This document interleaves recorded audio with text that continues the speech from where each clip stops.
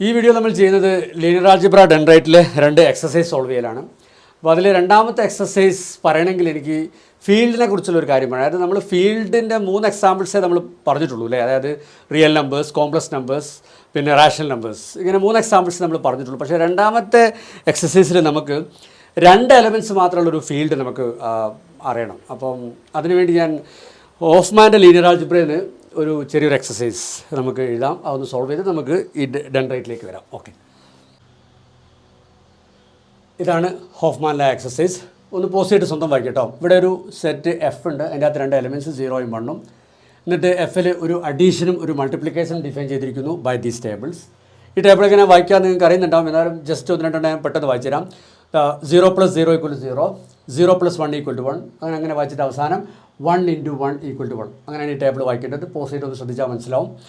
എന്നിട്ട് നമ്മുടെ ഡ്യൂട്ടി എന്താണെന്ന് വെച്ച് കഴിഞ്ഞാൽ നമ്മൾ പ്രൂവ് ചെയ്യണം F is a field with these 2 operations എന്ന് നമ്മൾ പ്രൂവ് ചെയ്യണം. ഇത് പോസ്റ്റ് ചെയ്തിട്ടൊന്ന് സ്വന്തം ട്രൈ ചെയ്യാവുന്നേ ഉള്ളൂ. ഇനി നമുക്ക് ഒരുമിച്ച് അങ്ങ് പറയാം. ആദ്യം ഫീൽഡിൻ്റെ ഡെഫിനിഷൻ ഓർക്കുക. എഫ് ഒരു ഫീൽഡാണ് പ്രൂവ് ചെയ്യണം. എന്തൊക്കെ ചെയ്യണം? നമ്മൾ ആദ്യം പ്രൂവ് ചെയ്യുന്നത് F is a abelian group with this addition. പിന്നെ F minus set 0 is an abelian group with this multiplication. പിന്നെ ആ ഡിസ്ട്രിബ്യൂട്ടീവിലോ ആ ഡെഫിനിഷൻ പോയി ഓർക്കുക. ഫീൽഡിൻ്റെ ഡെഫിനിഷൻ കേട്ടോ. അപ്പോൾ അങ്ങനെ വരുമ്പം നമുക്ക് അഡീഷൻ കമ്മ്യൂട്ടേറ്റീവ് എന്ന് പറയണം അല്ലേ. അപ്പോൾ അത് ഇവിടുന്ന് ഈസി ആയിട്ട് ടേബിൾ വെച്ചിട്ട് സ്വന്തം തന്നെ വെരിഫൈ ചെയ്യുക അല്ലേ. കമ്മ്യൂട്ടേറ്റീവ് എന്നത് A + B = B + A. അത് ഇവിടുന്ന് പെട്ടെന്ന് കാണാൻ പറ്റും. ഫോർ എക്സാമ്പിൾ 0 + 1 1 ആണ്. അതുപോലെ തന്നെ തിരിച്ച് 1 + 0 അതും 1 തന്നെയാണ് അല്ലേ. അപ്പോൾ A + B = B + A എന്ന് വരാം. അപ്പോൾ കംപ്ലീറ്റ് ചെയ്യുക വെരിഫൈ ചെയ്യാവുന്നതാണ്. Addition is commutative. അതുപോലെ തന്നെ മൾട്ടിപ്ലിക്കേഷൻ കമ്മ്യൂട്ടേറ്റീവ് എന്ന് ഇവിടുന്ന് കിട്ടും. പിന്നെ രണ്ടിൻ്റെയും അസോസിയേറ്റിവിറ്റി, അഡീഷനും മൾട്ടിപ്ലിക്കേഷനും അസോസിയേറ്റീവ് ആയിരിക്കണം. അത് രണ്ടും ലാസ്റ്റ് നമുക്ക് എഴുതാം. അത് മാറ്റി വെക്കും തൽക്കാലത്തേക്ക്. അപ്പോൾ കമ്മ്യൂട്ടേറ്റീവ് വേണം, അസോസിയേറ്റീവ് ഞാൻ പറയാം, വെയിറ്റ്.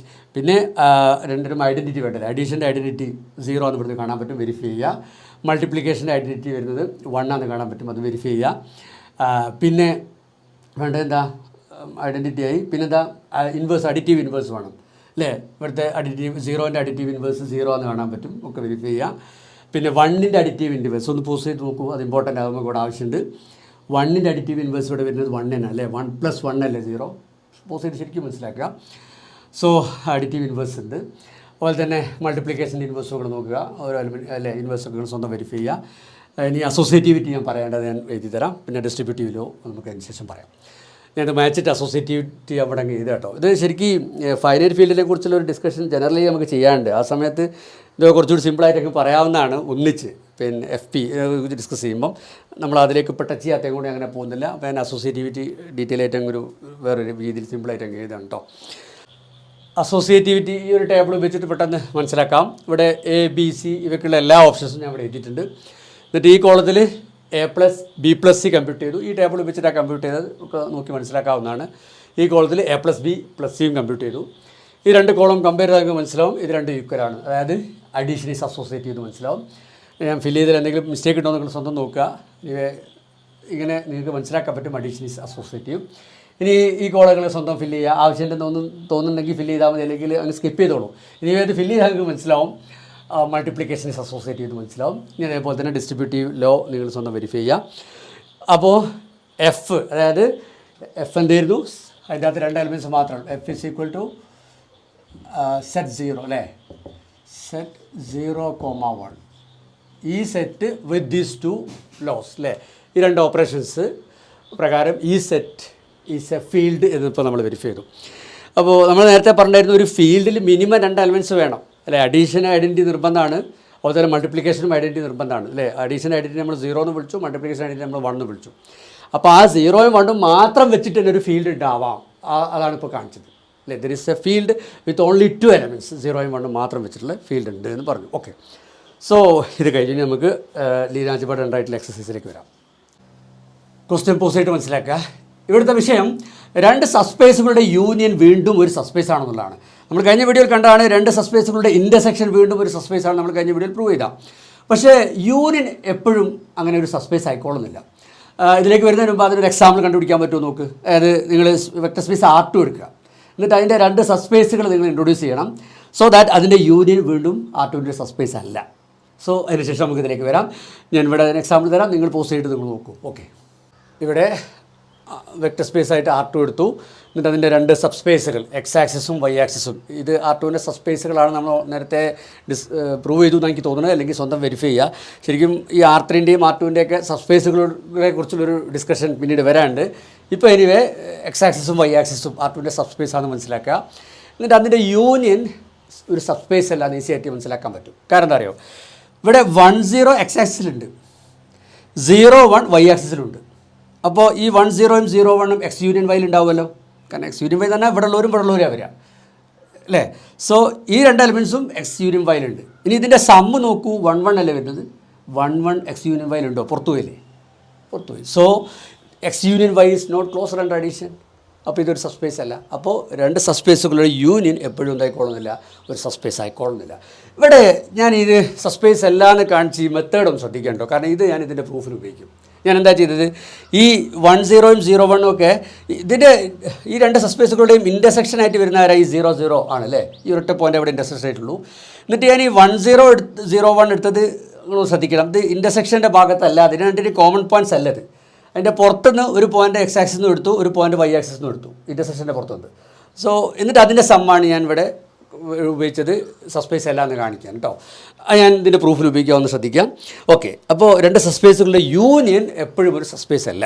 അങ്ങനെയാണെങ്കിൽ ഞാൻ ചോദിക്കട്ടെ, പിന്നെ രണ്ട് സബ്സ്പേസുകളുടെ യൂണിയൻ സബ്സ്പേസ് ആവുന്നൊരു എക്സാമ്പിൾ നിങ്ങൾക്ക് ചിന്തിക്കാൻ പറ്റുമോ? അല്ലാത്തൊരു എക്സാമ്പിൾ തന്നു, ആവുന്നൊരു ഈസി എക്സാമ്പിൾ ഈ വെക്റ്റർ സ്പേസ് R2 തന്നെ എടുത്തു. എന്നിട്ട് അവിടെ നിങ്ങൾ രണ്ട് സബ്സ്പേസുകളിൽ പറയണം, സോ ദാറ്റ് അതിൻ്റെ യൂണിയൻ വീണ്ടും ഒരു സബ്സ്പേസ് ആയിരിക്കും. അതൊന്ന് പോസ് ചെയ്ത് നോക്കൂ, അത് നമുക്കിവിടെ പറയാം. ഒരു സിമ്പിൾ എക്സാമ്പിളാണ്. ഇവിടെ ഞാൻ ഒരു സബ്സ്പേസ് ആയിട്ട് എക്സ് ആക്സിസ് എടുത്തു, മറ്റത് ഇവിടുത്തെ 0, അതായത് ഏതൊരു വെക്റ്റർ സ്പേസ് എടുത്തു കഴിഞ്ഞാലും 0യും ഫുൾ സ്പേസും അതിൻ്റെ ഒരു സബ്സ്പേസ് ആയിരിക്കും കേട്ടോ. അത് നമ്മൾ ഓൾറെഡി പറഞ്ഞിട്ടുണ്ട് എന്ന് എനിക്ക് തോന്നുന്നു, അല്ലെങ്കിൽ നിങ്ങൾ സ്വന്തം വെരിഫൈ ചെയ്തോളൂ. ഏതൊരു വെക്റ്റർ സ്പേസ് എടുത്താലും പെട്ടെന്ന് പറയാൻ പറ്റുന്ന രണ്ട് സബ്സ്പേസുകളാണെന്ന് 0യും പിന്നെ ഫുൾ സ്പേസും. ഓക്കെ, ഇവിടെ ഞാൻ ഒറിജിൻ 0 എടുത്തു രണ്ടാമത്തെ സബ്സ്പേസ് ആയിട്ട്. ഇവിടെ ഒരു പ്രശ്നം എന്താണെന്ന് വെച്ച് കഴിഞ്ഞാൽ ഈ രണ്ടാമത് എടുത്തത് ആദ്യത്തെ സബ്സെറ്റ് തന്നെയാണ് അല്ലേ, എക്സ് ആക്സിൻ്റെ പോർഷൻ അല്ലേ ഒറിജിൻ. ഓക്കെ, എന്നിട്ട് അതിൻ്റെ യൂണിയൻ എടുക്കുമ്പം സ്വാഭാവികമായിട്ടും ഇതിൻ്റെ സബ്സെറ്റ് ആയതുകൊണ്ട് യൂണിയൻ എടുത്തു കഴിഞ്ഞാൽ ഈ എക്സ് തന്നെ കിട്ടും. ഓക്കെ, അപ്പോൾ പിന്നെ എക്സ് ആക്സിസ് ഓൾറെഡി സബ്സ്പേസ് ആണല്ലോ, അപ്പോൾ യൂണിയൻ സബ്സ്പേസ് ആണ്, പ്രത്യേകിച്ചൊന്നും പറയാനില്ല, പോസിറ്റ് മനസ്സിലാക്കുക. വേറെ എക്സാമ്പിൾ ഇവിടെ R3 എടുത്തു, എന്നിട്ട് അതിൻ്റെ ഒരു സബ്സ്പേസ് എക്സ് ആക്സിസ് എടുത്തു, മറ്റൊന്ന് XY പ്ലെയിൻ എടുത്തു. ക്ലിയർ അല്ലേ? യെസ്. ഇവിടെ ഒരു പ്രശ്നമുണ്ട്, ഈ ആദ്യത്തെ സബ്സ്പേസ് രണ്ടാമത്തെ സബ്സെറ്റാണ് അല്ലേ, എക്സ് ആക്സിസ് XY പ്ലെയിൻ്റെ ഒരു പോർഷൻ അല്ലേ. ഓക്കെ, അപ്പോൾ ഇവിടെ യൂണിയൻ എടുക്കുമ്പോൾ എന്ത് കിട്ടും, ഇവിടെ ഇതിന് യൂണിയൻ എടുക്കുമ്പോൾ XY പ്ലെയിൻ കിട്ടും അല്ലേ. W1 union W2 = W2, posit മനസ്സിലാക്കുക. അപ്പോൾ പിന്നെ W2 ഓൾറെഡി സബ്സ്പേസ് ആണ്, പിന്നെ യൂണിയൻ സബ്സ്പേസ് ആണ്. ക്ലിയർ അല്ലേ?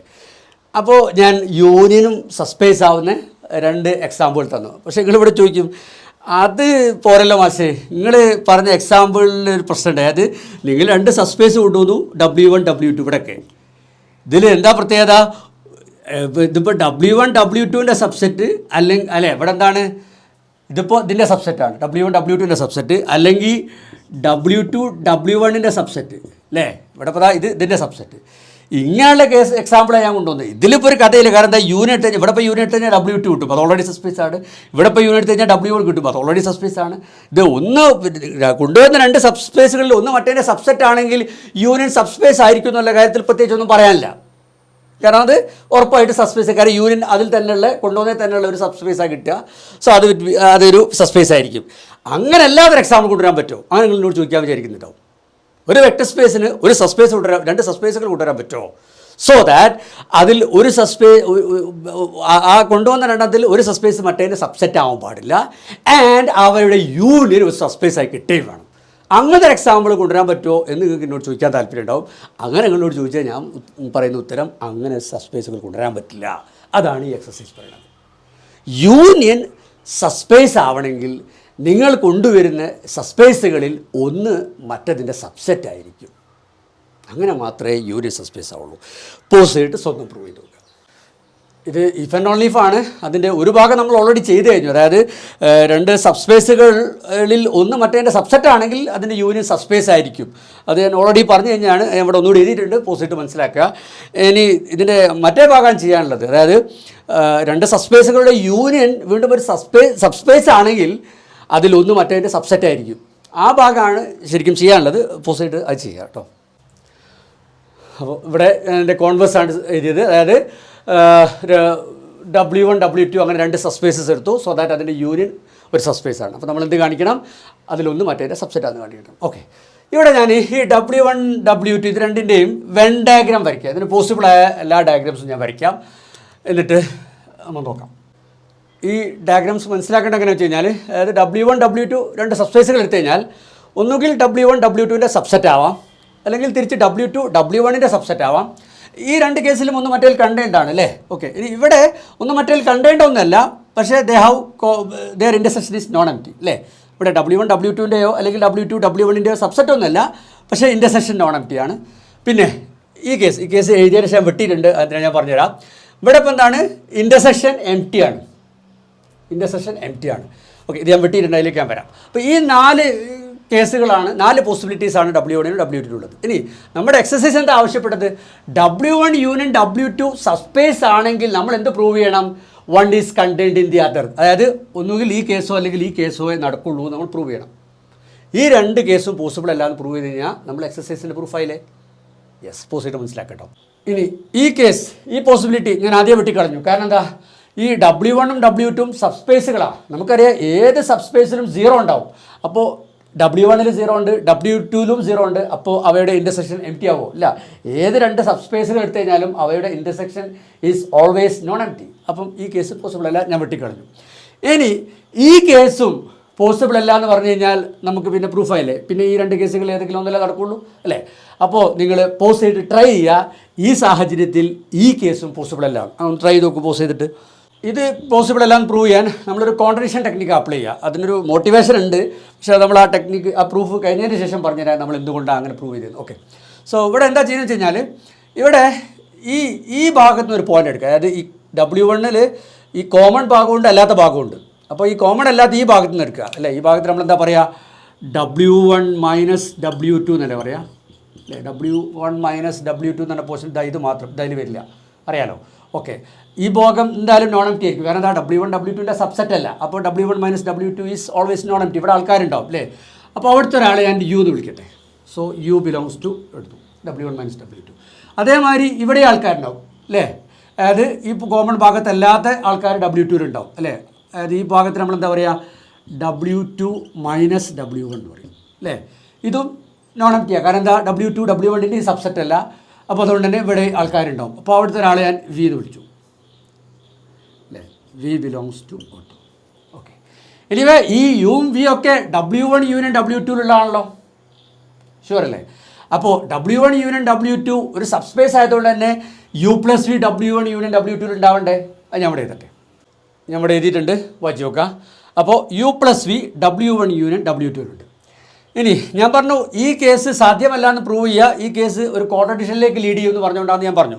ആ കോൺട്രഡിക്ഷൻ എന്താണെന്ന് വെച്ച് കഴിഞ്ഞാൽ, ഇപ്പോൾ നമ്മൾ പറഞ്ഞു U+V W1 യൂണിയൻ W2 ഉണ്ട് എന്ന് പറഞ്ഞു. ഇനി നമ്മൾ പ്രൂവ് ചെയ്യും U+V W1 യൂണിയൻ W2 ഇല്ല എന്ന് പ്രൂവ് ചെയ്യും. അപ്പോൾ കോൺട്രഡിക്ഷൻ ആയില്ലേ. ഓക്കെ, അതാണ് നമ്മുടെ വഴി. അപ്പം അങ്ങനെ വെച്ച് കഴിഞ്ഞാൽ, അപ്പോൾ U+V W1 യൂണിയൻ W2 ഉണ്ടെങ്കിൽ ഒന്നുകിൽ അത് W1ൽ വേണം, അല്ലെങ്കിൽ W2ൽ വേണം. നമ്മൾ പ്രൂവ് ചെയ്യും W1ലും ഇല്ല W2 ഇല്ലാന്ന് പ്രൂവ് ചെയ്യും, W2 ഇല്ലാന്ന് പ്രൂവ് ചെയ്യും. അപ്പോൾ പിന്നെ W1 യൂണിയൻ W2 ഉണ്ടാവില്ലല്ലോ. ഓക്കെ, നമുക്ക് നോക്കാം ഓരോ കേസായിട്ട്.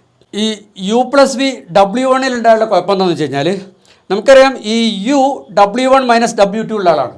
ഓക്കെ, അതുകൊണ്ട് തന്നെ U W1ൽ ഉണ്ടാവും. യെസ്. ഇനി W1 സബ്സ്പേസ് ആയതുകൊണ്ട് തന്നെ യുവിൻ്റെ additive inverse, that is -U W1ൽ ഉണ്ടാവും. ക്ലിയർ അല്ലേ. യെസ്. ഇനി -U W1ലുണ്ട്, U+V W1ലുണ്ട്. അതുകൊണ്ട് തന്നെ W1 സബ്സ്പേസ് ആയതുകൊണ്ട് അതിൻ്റെ സമ്മ് W1ൽ വേണം അല്ലേ. ഇതിൻ്റെ രണ്ടിൻ്റെയും സമ്മ് W1ൽ ഉണ്ടാവും. ഇനി ഇത് അസോസിയേറ്റീവ് ലോ അപ്ലൈ ചെയ്ത് കഴിഞ്ഞാൽ നമുക്കറിയാം ഇതിൻ്റെ സമ്മായിട്ട് വരുന്നത് എന്താണ്, V ആണ്. അപ്പോൾ V എവിടെ എത്തി, W1ലെത്തി. ഈ V W1ൽ ഉണ്ടാവുമോ, ഇല്ലല്ലോ. V എവിടെ ഉള്ള ആളാണ്, W2 മൈനസ് W1ലാണ്. അപ്പോൾ ഈ V W1ൽ വരില്ല. ക്ലിയർ അല്ലേ. സോ ഇത് പോസിബിൾ അല്ല, അത് പ്രശ്നമാണ്. സോ ഈ കേസ് പോസിബിൾ, ഈ കേസ് ഈ എന്ത് പറയും, V ബിലോങ്സ് ടു W1 എന്നുള്ള കോൺട്രഡിക്ഷനിലേക്ക് എത്തിക്കും. So this case is impossible. This is impossible.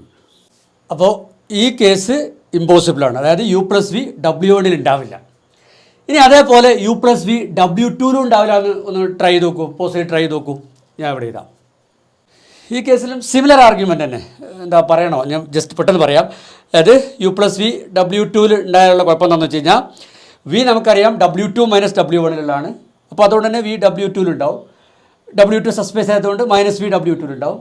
Okay, അപ്പം u+v W2 -v W2 അപ്പോൾ W2 സബ്സ്പേസ് ആയതുകൊണ്ട് അതിൻ്റെ സമ്മ് W2 വേണം അല്ലേ. പക്ഷേ ഇതിൻ്റെ സമ്മ് അസോസിയേറ്റീവിൽ അപ്ലൈ ചെയ്യുമ്പോൾ മനസ്സിലാവും u ആണ് വരിക ഇതിൻ്റെ സമ്മ്. അപ്പോൾ u എവിടെ വരും? W2 വരും അല്ലേ. u എന്ന് പറഞ്ഞാൽ ഇവിടെ ഉള്ള ആളല്ലേ അല്ലേ. u എന്ന് പറഞ്ഞാൽ ഇവിടെ ഉള്ള ആളാണ്. W1 - W2 ഉള്ള ആളാണ്. അയാൾക്ക് W2 വരാൻ പറ്റുമോ? ഇല്ലല്ലോ അല്ലേ. യുക്ക് W2 വരാൻ പറ്റില്ല. സോ ഈ കേസും കോൺട്രഡിക്ഷനിലേക്ക് എത്തിക്കും. സോ ഈ കേസും ഇമ്പോസിബിളാണ്. This also impossible. അപ്പോൾ ഈ കേസും ഇമ്പോസിബിളാണ്. അപ്പോൾ u+v W1 ഉണ്ടെന്ന് പറയുന്നതും ശരിയല്ല, അത് കോൺട്രഡിക്ഷനിലേക്ക് എത്തിച്ചിട്ടുണ്ട്. u+v W2 ഉണ്ടെന്ന് പറയുന്നതും ശരിയല്ല, അതും കോൺട്രഡിക്ഷനിലേക്ക് എത്തിച്ചിട്ടുണ്ട്. അപ്പോൾ എന്താ മനസ്സിലായി? u+vക്ക് W1 W2 വരാൻ പറ്റില്ല. Which means u+v doesn't belongs to W1 union W2. Clear അല്ലേ? യെസ്. അപ്പോൾ ഇതൊരു കോൺട്രഡിക്ഷനാണ്. കാരണം എന്താ? നമ്മൾ ഓൾറെഡി കണ്ടു u+v W1 യൂണിയൻ W2 ഉണ്ട്. ഇവിടെ നമ്മൾ കണ്ടു u+v W1 യൂണിയൻ W2 ഇല്ല. അപ്പോൾ എന്തായി? കോൺട്രഡിക്ഷനല്ലേ. ഇവിടെ ഉണ്ട് എന്ന് പറഞ്ഞു, ഇവിടെ ഇല്ല എന്ന് പറഞ്ഞു. അപ്പോൾ ഈ കേസ് ഈ ഒരു കോൺട്രഡിക്ഷനിലേക്ക് ലീഡ് ചെയ്യുന്നുണ്ട്. So this case also is impossible ഈ സാഹചര്യത്തിൽ.